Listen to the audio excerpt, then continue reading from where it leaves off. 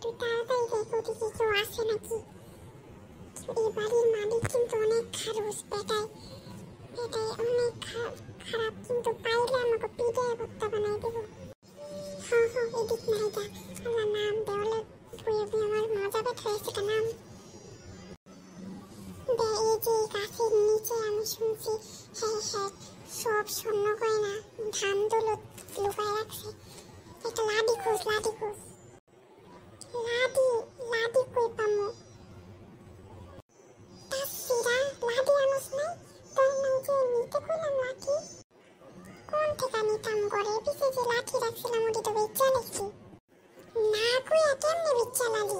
তোর আজকে বেচা এলে মাইয়ে ভর্তা বানাইলাম, তাড়াতাড়ি একটা লাঠি খোঁজ। ওই কিটা নাইতাছে।